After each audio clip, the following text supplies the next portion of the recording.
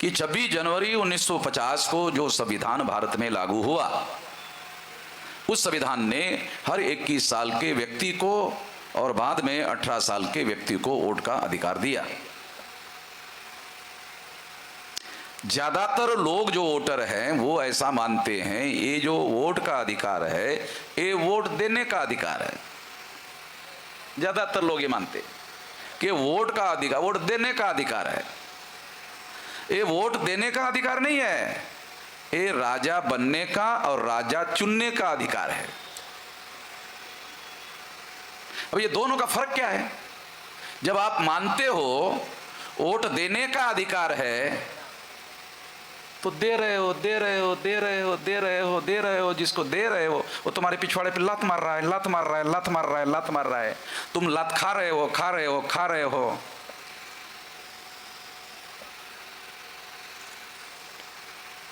तुम जब तक मानते हो कि वोट का अधिकार देने का अधिकार है तब तक ऐसा होता रहेगा। जिस दिन तुम मानोगे कि वोट का अधिकार वोट देने का अधिकार नहीं है, ये राजा बनने का राजा चुनने का अधिकार है, जिस दिन आप ऐसा मानोगे तो ये जो दो अधिकार निहित है वोट के अधिकार में, राजा चुनने का राजा बनने का, दो अधिकार है वोट के अधिकार में निहित है। इसमें राजा चुनने का अधिकार छोटा अधिकार है, इसमें राजा चुनने का अधिकार छोटा अधिकार है, राजा बनने का अधिकार बड़ा अधिकार है। उसमें भी दो है, राजा चुनने का राजा बनने का दो अधिकार है, उसके अंदर निहित है। जिस दिन आपको ऐसा महसूस होगा, समझ में आएगा, समझदारी पैदा होगी कि ये राजा बनने का ही अधिकार है, राजा चुनने का नहीं बनने का ही है, तो उस दिन क्या होगा? वोट के अधिकार के आधार पर आप राजा बनने के लिए ही वोट डालोगे। जिस दिन ये समझदारी पैदा होगी उस दिन वोट का जो अधिकार है वो चुनने के लिए नहीं राजा बनने के लिए ही उपयोग करोगे। अगर कोई आपके पास आएगा कि ये 500 रुपया ले ले, ये वोट हमको दे दे, 500 रुपये की कोई कीमत है राजा बनने के मुकाबले? है कोई कीमत नहीं है। तो इस देश में ये जो वोट खरीदने का धंधा शुरू हुआ, ये तो बहुत बड़ा धंधा है। भारत का सबसे बड़ा धंधा अगर कोई है वो वोट खरीदने का धंधा है। नरेंद्र मोदी ने 2019 के चुनाव में 27,000 करोड़ रुपया खर्चा किया है। तो देर 27,000 करोड़ रुपया खर्चा किया। और वो क्या कहता है नरेंद्र मोदी? मैं तो फकीर हूं। अजीब किस्म का फकीर है साला, 27,000 करोड़ रुपया चुनाव पर खर्चा कर रहा है। अजीब किस्म का ऐसा फकीर तो दुनिया में आपने किसी ने देखा नहीं होगा साला, 27,000 करोड़ रुपया खर्चा करने वाला। दूसरा, ये 27,000 करोड़ रुपया मोदी के पास आया कहां से? ये भी दूसरा सवाल है। तो ये मोदी के पास आया हुआ जो पैसा है एक काला धन है, एक काला धन है, ये सफेद नहीं है। अब आप लाइन लगा कर दे रहे थे ना मुझे, ये सफेद है। इसका आप बोलेंगे इसका क्या सबूत है? अरे काला होता है तो छुप के ना दिया जाता है। क्या है, हमारे बुड़बक लोग है भाई, हैं? बुड़बक लोगों को पता ही नहीं साला काला और सफेद क्या होता है। सफेद छुप कर दिया जाता है और सफेद जो है वह खुल्लम खुल्ला दिया जाता है। क्यों? और सफेद है। काला धन रखना अपराध है, इसलिए उसे छुप कर दिया जाता है। नरेंद्र मोदी के पास 27,000 करोड़ रुपया चुनाव के लिए, 303 सीटें नरेंद्र मोदी ने जीती, 303, 110 करोड़ रुपया एक सीट पर खर्चा किया। 110 करोड़ एक सीट के लिए है? हमारे लोगों ने कभी करोड़ देखा क्या? देखा करोड़? देखा अभी किसी ने देखा करोड़? बहुत ज्यादा हमारी औकात लाख वाली है, करोड़ वाली है नहीं है, लाख वाली है। करोड़ तो देखा तक नहीं, होने का छोड़ो, देखा ही नहीं है। ये जागृति का अभियान आपके वोटों की ईवीएम के द्वारा चोरी हो रही है, ऐसा मैं नहीं कह रहा हूं, सुप्रीम कोर्ट कह रहा है। आप लोगों को लगेगा शायद मैं कह रहा हूं, नहीं, मैं आपको सुप्रीम कोर्ट के निर्णय की कॉपी बताता हूं। ये सुप्रीम कोर्ट के द्वारा ये दिया हुआ निर्णय, ये सुप्रीम कोर्ट के द्वारा in the Supreme Court of India civil appellate jurisdiction civil appeal number 9093 of 2013 arising out of SLP civil number 13735 of 2012, ये सुप्रीम कोर्ट का जजमेंट है। यानी सुप्रीम कोर्ट ने अपने जजमेंट में लिखा ईवीएम मशीन के द्वारा फ्री फेयर एंड ट्रांसपेरेंट चुनाव नहीं हो सकता, फ्री यानी भ्रष्टाचार मुक्त नहीं हो सकता, फेयर यानी निष्पक्ष नहीं हो सकता, ट्रांसपेरेंट यानी पारदर्शी नहीं हो सकता, ये सुप्रीम कोर्ट ने कहा। और अगर इतना भयंकर फैसला दिया सुप्रीम कोर्ट ने ईवीएम के विरोध में, इन 3 शब्दों का अर्थ होता है, इसका मतलब है ईवीएम मशीन घोटाला करके चुनाव जिसको चाहे जितवाती है, ये सुप्रीम कोर्ट कह रहे हैं।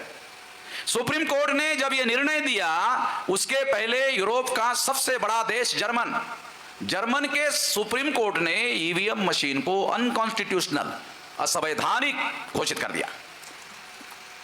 भारत के सुप्रीम कोर्ट ने इसे असंवैधानिक घोषित नहीं किया, इसे कहा ये भ्रष्टाचार से चुनाव करवाती है, ये निष्पक्ष चुनाव नहीं करवाती है, ये पारदर्शी चुनाव नहीं करवाती है। इसका अर्थ ही ये है ये मशीन इलीगल है।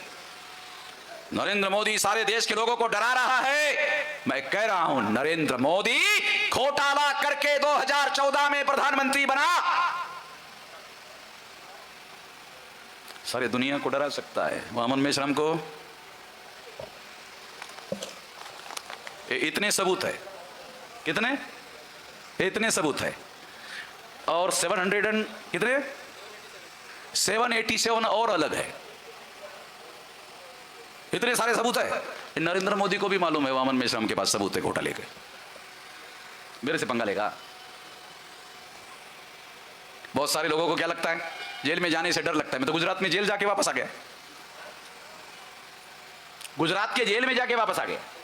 लोगों को डर लगता है, मैंने गुजरात में जाके आता हूं। तो इस तरह से साथियों ये बात मैं खास तौर पर आपको समझा रहा हूं, सबूतों के साथ समझा रहा हूं। नरेंद्र मोदी 2014 में घोटाला करके प्रधानमंत्री बने, और 2019 के चुनाव के पहले जब ये ऑर्डर आया, उसको मिला, ऑर्डर की कॉपी मिली, तो उसको लगा रे बाप 2014 में तो जीत गया, 2019 के लोकसभा चुनाव में वामन मेश्राम ने टांग अड़ा दिया। वामन मेश्राम ने टांग अड़ा दिया।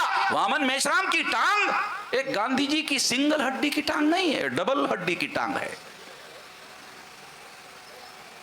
तो नरेंद्र मोदी ने कांग्रेस से संपर्क किया और कहा 2019 के चुनाव में मदद करो। कांग्रेस ने पूछा प्रधानमंत्री कौन है, कहा मैं। सरकार किसकी है, हमारी सरकार है। प्रशासन किसके नियंत्रण में, हमारे नियंत्रण में। चीफ इलेक्शन कमिश्नर किसने बनाया, हमने बनाया। तो सारी बातें तो तुम्हारे नियंत्रण में है, जो करना है कर लो। नहीं, वामन मेश्राम ने टांग अड़ाया, भाई आपकी मदद लगेगी। फरवरी 2019 को अभिषेक मनु संघवी, कांग्रेस का भारत के जो 10 बड़े वकील है उसमें से वकील है एक अभिषेक मनु संघवी। संघवी भी है और मनु भी है, दो है। अभिषेक मनु संघवी ने फरवरी 2019 में सुप्रीम कोर्ट में केस दायर किया और कहा मिलान करा दो, ईवीएम मशीन और पेपर ट्रेल मशीन का 50% मिलान करा दो। ये जो वामन मेश्राम का जजमेंट है, ये वामन मेश्राम का जजमेंट रिकाउंटिंग का जजमेंट है। 13 लाख 15 लाख वोट को रिकाउंट करना पड़ेगा, ज्यादा समय लगेगा, मिलान करा दो। मेरे वकील ने कहा वकील साहब ये वामन मेश्राम का जजमेंट कह रहा है 100% रिकाउंटिंग होगा, आपने सुप्रीम कोर्ट में केस किया 50% मिलान करा दो, 50 ज्यादा होता है कि 100 ज्यादा होता है? इतना गणित कच्चा है आपका वकील साहब। अरे 100 ज्यादा होता है, ये 100 का ऑर्डर है, तुम 50 की मांग कर रहे हो। 100 में चोरी पकड़ी जाएगी, तुम चोर को पकड़ना चाहते हो कि बचाना चाहते हो? अरे तुम कहते हो ज्यादा समय लगेगा।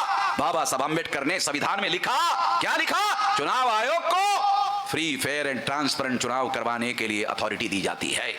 और कहां लिखा हुआ है ज्यादा समय नहीं लगना चाहिए, जल्दी रिजल्ट लगाना चाहिए? कहां बाबा साहब अम्बेडकर ने संविधान में लिखा?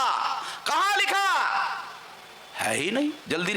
जल्दी इंपॉर्टेंट नहीं है। चुनाव में फ्री फेयर एंड ट्रांसपेरेंट चुनाव कराना जरूरी है, ईमानदारी से चुनाव करवाना जरूरी है, जल्दबाजी से नहीं। मगर कांग्रेस ने अभिषेक मनु सिंघवी के द्वारा केस दायर किया। उस समय जस्टिस गोगोई थे चीफ जस्टिस। उसको एंटरटेन नहीं करना चाहिए था, कहना चाहिए था ये जजमेंट हो चुका है, फैसला हमने दे दिया है, दोबारा कोर्ट में केस लेकर मत आओ। चीफ जस्टिस ने, रंजन गोगोई ने नहीं कहा। क्यों नहीं कहा? एक औरत ने उसके ऊपर विनय भंग का आरोप लगाया। तो दूसरे नंबर का जज था जस्टिस बोबड़े, जिसका दादा आरएसएस के वकील विंग का संस्थापक अध्यक्ष था। उसका पोता सुप्रीम कोर्ट में दूसरे नंबर का जज था। उसकी अध्यक्षता में 7 जज का बेंच बैठा। 7 जज के बेंच ने फैसला दिया जस्टिस गोगोई निर्दोष है। जस्टिस पटनायक की अध्यक्षता में उस औरत की जांच करने का आदेश दिया। जस्टिस पटनायक ने उस औरत को भी निर्दोष छोड़ दिया। अगर जस्टिस गोगोई निर्दोष है तो इसका मतलब उस औरत ने झूठा बयान दिया, और अगर उसने झूठा बयान दिया उसको दंड या सजा होना चाहिए। उसको निर्दोष कैसे छोड़ दिया? और अगर निर्दोष छोड़ दिया तो सिद्ध होता है ये सारा का सारा बनाव किया जा रहा था ताकि जस्टिस गोगोई से गलत फैसला करवाया जा सके। 8 अप्रैल 2019 को सुप्रीम कोर्ट के चीफ जस्टिस ने जिस पर आरोप था और उसको निर्दोष छोड़ा गया, उस जज ने निर्णय दिया। क्या निर्णय दिया? 50% मिलान नहीं होगा, 1% होगा। 1% में चोरी पकड़ो, मेरे पास 100% है, 200% गारंटी से चोरी पकड़ने वाला ऑर्डर मेरे पास है। मिलान का 1% ऑर्डर हुआ। अब चुनाव आयोग के पास 2 ऑर्डर हुए। अगर मैं आग्रह करता चुनाव आयोग को कि मेरे आधार पर निर्णय पर रिकाउंटिंग होनी चाहिए, तो चुनाव आयोग कहता है ये आपका पुराना जजमेंट है 17 का, ये 19 का 1% का है, 19 पर अमल करेंगे, ये सुप्रीम कोर्ट का है, आपका पुराना है। मेरे जजमेंट को नीचे दबाने के लिए 1% का जजमेंट लाया गया। और 1% का जब जजमेंट आया तो आरएसएस को, बीजेपी को, नरेंद्र मोदी को मौका मिल गया। क्या मौका मिला? घोटाला करके चुनाव जीतने का। तो क्या हुआ 2019 में? जानते हो क्या हुआ? एक आदमी आरएसएस का वोट डालने के लिए जाता था और क्या करता था? वोट कैसे करता था? 10 बार थप्पा मारता था। एक वोटर 10 बार थप्पा मारता था। आप बोल क्या बोल रहे हो भाई? मेचराम जी, सबूत चाहिए। वाराणसी में नरेंद्र मोदी चुनाव लड़ रहे थे, 11 लाख लोगों ने वोट डाला। मशीन से कितना निकलना चाहिए? 11 लाख निकलना चाहिए, 12,87,000 निकला है। कुछ समझ में आ रहा? 11 लाख लोगों ने वोट डाला, 12,87,000 वोट निकला। और इतनी तेजी से तो मुर्गी भी अंडा नहीं देती है, साली ईवीएम मशीन वोट दे रही है। आज तक कभी नहीं सुना गया कि ईवीएम मशीन वोट भी देती है। 1,87,000 वोट नरेंद्र मोदी के चुनाव क्षेत्र में ज्यादा निकले। सुप्रीम कोर्ट ने ऑर्डर दिया इसकी जांच होगी। 22 को हियरिंग थी, 22 मार्च को, बराबर है? सुनिए, 22 मार्च को हियरिंग थी, ऑर्डर था सुप्रीम कोर्ट का। नरेंद्र मोदी ने 22 मार्च को जनता कर्फ्यू घोषित कर दिया, बराबर? बंद, सुप्रीम कोर्ट बंद, जनता कर्फ्यू घोषित। कोविड आ गया है, सारे लोग मर रहे हैं, मुर्गियों की तरह मर रहे हैं, जनता कर्फ्यू। 23 को बंद, सारा देश बंद, लॉकडाउन लागू कर दिया। 2 साल तक सुप्रीम कोर्ट बंद। कहां से हियरिंग करेगा और कहां से फैसला करेगा? बच गया नरेंद्र मोदी। ये साला कोविड भी जो है नरेंद्र मोदी को बचा रहा, सबको मार रहा है, उसको बचा रहा है। ये साला बड़ा हैरान किस्म का कोविड है। कोविड नरेंद्र मोदी का दोस्त निकला, और ये साला हैरान करने वाली बात है। SC ST OBC को मरवा रहा है और नरेंद्र मोदी का दोस्त निकला। अरे इतना कैसा दोस्त है साला? कोविड बचा दिया, लॉकडाउन लगा दिया। लॉकडाउन में नरेंद्र मोदी प्रधानमंत्री इलीगल, भ्रष्टाचार वाला, घोटाले वाला बना रहा। और इस तरह से क्या हुआ, इस तरह से ये 2019 का चुनाव हुआ। सवेरे काउंटिंग शुरू हुई 8 बजे, बीजेपी आ गई, 10 बजे बीजेपी आ गई, 12 बजे बीजेपी आ गई, 2 बजे बीजेपी आ गई, 4 बजे बीजेपी आ गई। राहुल गांधी टीवी पर आ गए। शाम को 4 बजे राहुल गांधी टीवी पर आ गए और कहा, मोदी जी चुनाव जीत गए हैं, मोदी जी को दोबारा प्रधानमंत्री बनने के लिए हमारी वेल विशेष है। एक भी बीजेपी ने चुनाव नहीं जीता था, 340 सीटों पर रुझान आगे बढ़ रहा था, एक भी सीट बीजेपी ने जीता नहीं था। मगर राहुल गांधी ने शाम को 4 बजे स्वीकार कर लिया बीजेपी जीत गया। तो काउंटिंग सेंटर पर जो कांग्रेस के कार्यकर्ता काउंटिंग कर रहे थे, उन्होंने काउंटिंग सेंटर छोड़ दिया। अब राहुल गांधी कांग्रेस के नेशनल प्रेसिडेंट, उन्होंने स्वीकार कर लिया हार, तो कांग्रेस के कार्यकर्ताओं ने काउंटिंग सेंटर से भाग गए। रात के 9 बजे रिजल्ट आ गया। सुप्रीम कोर्ट के मिलान करने के आदेश के अनुसार मिलान करने का रात के 9 बजे समय आ गया। तो चुनाव आयोग के लोगों ने देखा, कांग्रेस के लोग कहां हैं, कहां हैं, कहां हैं, कहां हैं, कहां है नहीं, वो तो सब भाग गए, है नहीं, है नहीं, नहीं नहीं है। अरे भाई मिलान करने का कैसे, मेन अपोजिशन पार्टी कांग्रेस है, उसके बगैर मिलान कैसे होगा, है ही नहीं।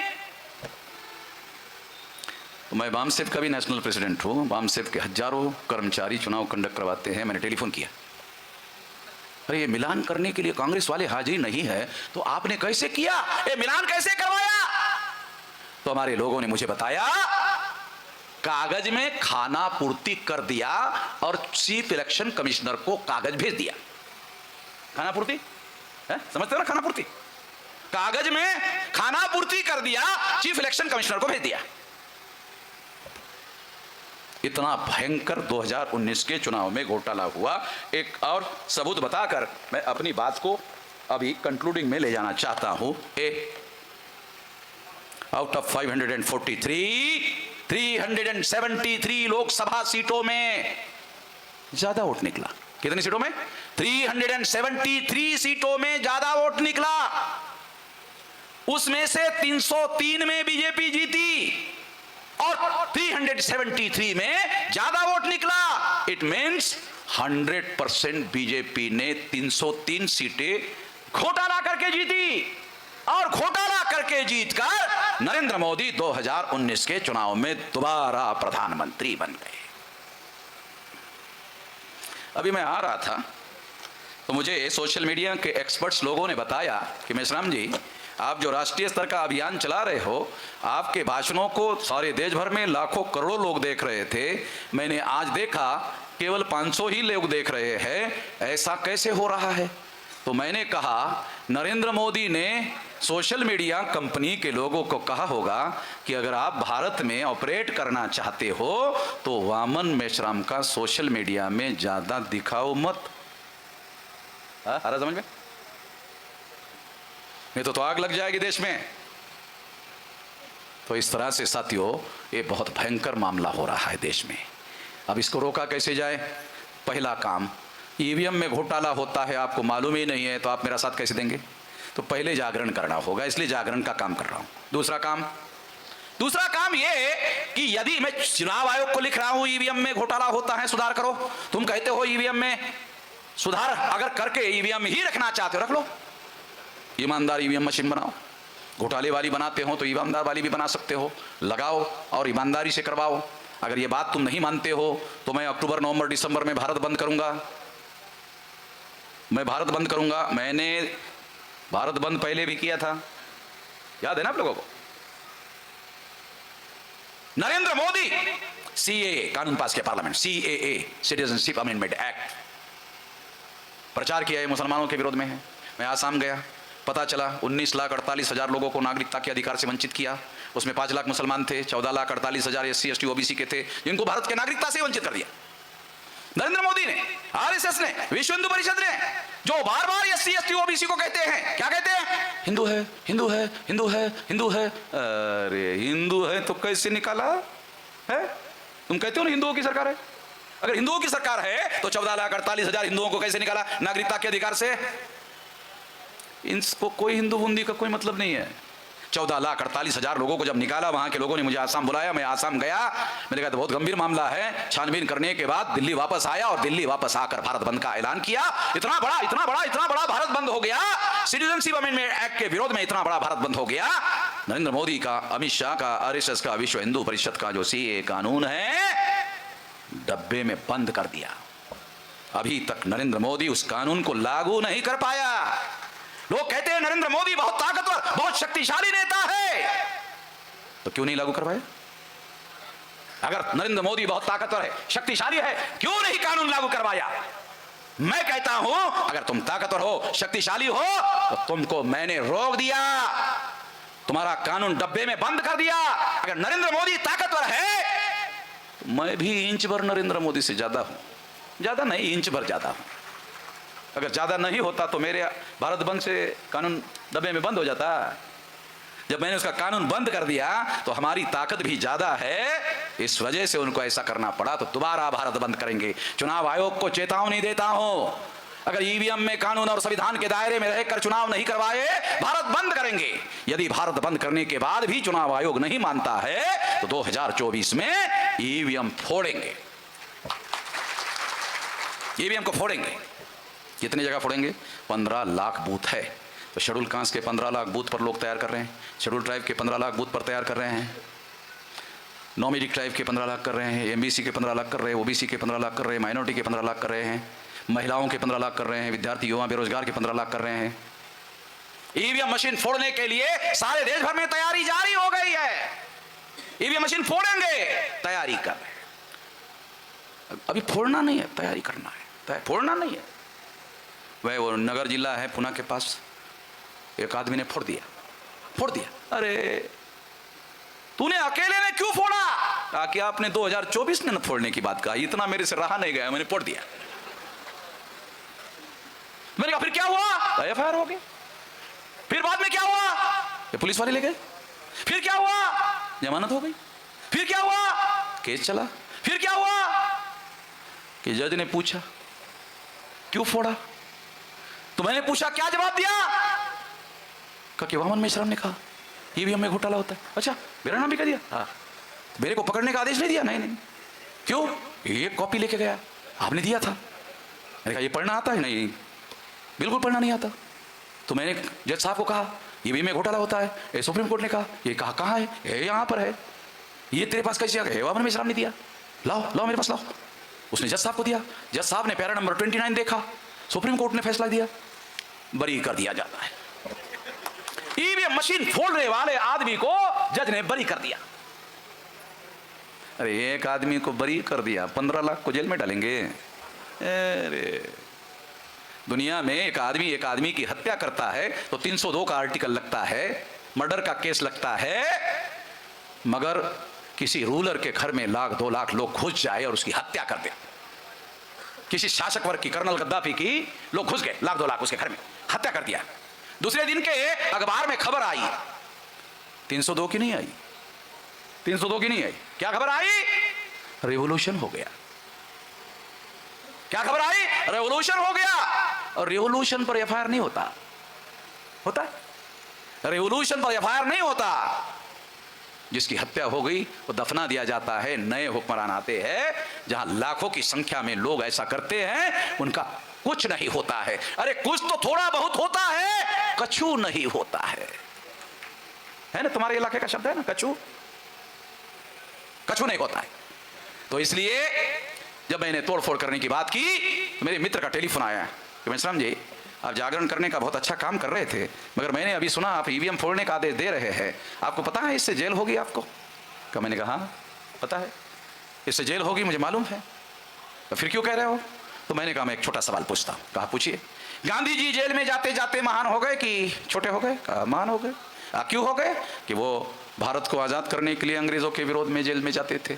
तो मैंने कहा मैंने कोई चोरी की, कोई चकारी की, डकैती डाली? कि नहीं, मैं भी तो देश को बचाने के लिए, लोकतंत्र को बचाने के लिए, संविधान को बचाने के लिए लड़ रहा हूं, मैं भी तो ये कर रहा हूं। तो फिर मुझे जेल में कैसे जाएंगे? अगर गांधी जी को जेल में जाते जाते गांधी जी महान हो गए, महान होने के बाद गांधी जी ने क्या किया जानते हो? अंग्रेजों को कहा चले जाओ, अंग्रेजों क्या कहा? चले जाओ, क्विट इंडिया, भारत छोड़ो। कहा गांधी जी ने। अगर पंडितों ने मुझे जेल में डाला तो मैं भी कहूंगा जैसे गांधी जी ने कहा, अंग्रेजों भारत छोड़ो, मैं कहूंगा पंडितों भारत छोड़ो। दूसरा आंदोलन साला शुरू हो जाएगा भारत। पंडितों भारत छोड़ो। ये ध्यान रखना पंडितों। आरएसएस के हेडक्वार्टर पर 3.5 लाख लोग कर गया था। लॉक लगाकर आरएसएस के लोग भाग गए थे। जिसे नरेंद्र मोदी डरता है वो आरएसएस के लोग मेरे डर के मारे भाग गए थे। नरेंद्र मोदी आरएसएस को डरता है, आरएसएस वामन मेश्राम से डरता है। तो आरएसएस वाले दोबारा नहीं चाहेंगे दोबारा नागपुर में आने के लिए। नागपुर तो मेरा गांव है, कभी भी जा सकता। तो साथियों, ये जो ईवीएम मशीन अगर हमारी किस्मत फोड़ने का काम कर रही है तो ईवीएम मशीन को अपनी किस्मत बचाने के लिए फोड़ना होगा। कितने लोग फोड़ने के लिए राजी है? हाथ खड़े करो। अरे सभी लोग राजी है। नहीं तो मैं सोच रहा था जो हाथ खड़ा नहीं करेगा उसको देशद्रोही घोषित कर दो। आप लोग देशभक्त हैं इसलिए छोड़ दिया सब। धन्यवाद।